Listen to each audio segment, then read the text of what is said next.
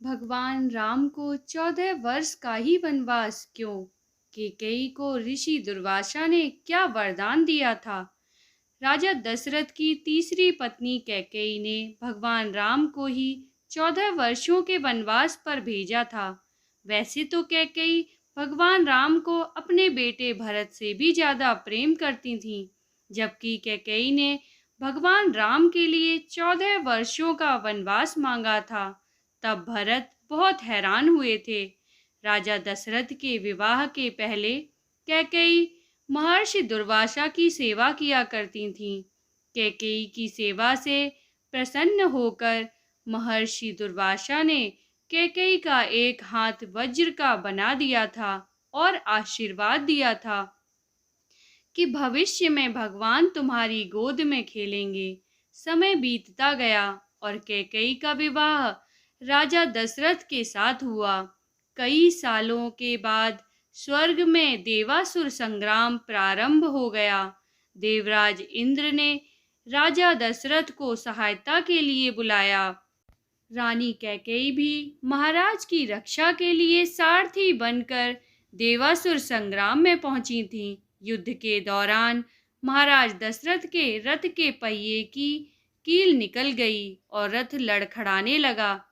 ऐसे में कैकेयी ने कील की जगह अपनी उंगली लगा दी और महाराज की जान बचा ली। राजा दशरथ कैकेयी के युद्ध भूमि में साहस से बहुत प्रसन्न हुए और उन्हें 3 वरदान मांगने के लिए कहा। कैकेयी ने उस समय प्रेमवश कह दिया कि इसकी जरूरत नहीं है, अगर कभी जरूरत होगी तो मांग लूंगी। कैकेयी ने राजा दशरथ को इसी वरदान के जाल में फंसा लिया और राम के लिए 14 वर्ष का वनवास मांग लिया। लेकिन राम के लिए कैकेयी ने 14 वर्ष का वनवास ही क्यों मांगा? इसके पीछे कई अनेक राज हैं। कैकेयी ने ही भगवान राम के लिए 14 वर्ष का वनवास मांगकर यह समझाया कि व्यक्ति युवावस्था में अपनी 14 यानी 5 ज्ञानेंद्रियां, 5 कामेंद्रियां और मन बुद्धि चित्त और अहंकार को बस में रखेगा, तभी अपने अंदर के घमंड और रावण को मार पाएगा। जिस समय ये घटना अयोध्या में घट रही थी, उस समय रावण की आयु केवल 14 वर्ष ही शेष बचे थे। यह बात कैकेयी जानती थीं।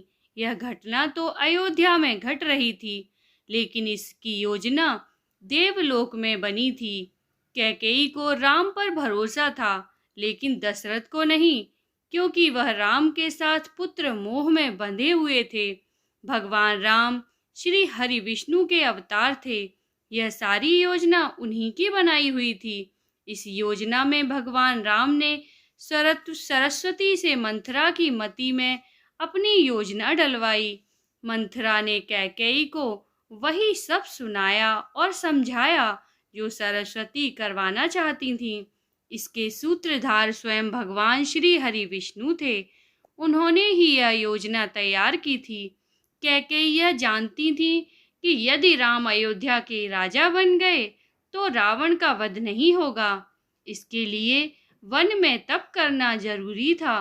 कैकेयी चाहती थी कि राम केवल अयोध्या के ही सम्राट ना बने रह जाएं, वह विश्व के समस्त प्राणियों के हृदय के सम्राट बने। इसके लिए राम को अपनी समस्त शोधित इंद्रियों और अंतःकरण को तप के द्वारा सिद्ध करना होगा। रामायण और महाभारत दोनों में ही 14 वर्ष के वनवास की बात सामने आती है। रामायण में भगवान राम को 14 वर्षों तक वनवास भोगना पड़ा था, जबकि महाभारत में पांडवों को 13 वर्ष का वनवास और 1 वर्ष का अज्ञातवास झेलना पड़ा था। इसके पीछे ग्रह गोचर भी मायने रखते हैं। उन दिनों मनुष्य की आयु आज के जमाने से काफी ज्यादा हुआ करती थी, इसलिए ग्रहों की दशा भी ज्यादा होती थी। शनि चालीसा में उल्लेख मिलता है, राज मिलत मन राम ही दीना, कैकहि की मति हरि लीना। यानी शनि की दशा के कारण कैकेयी की मति मारी गई और भगवान राम को शनि के समय अवधि में वन वन भटकना पड़ा। उसी समय रावण पर भी शनि की दशा आई और वह राम के हाथों मारा गया।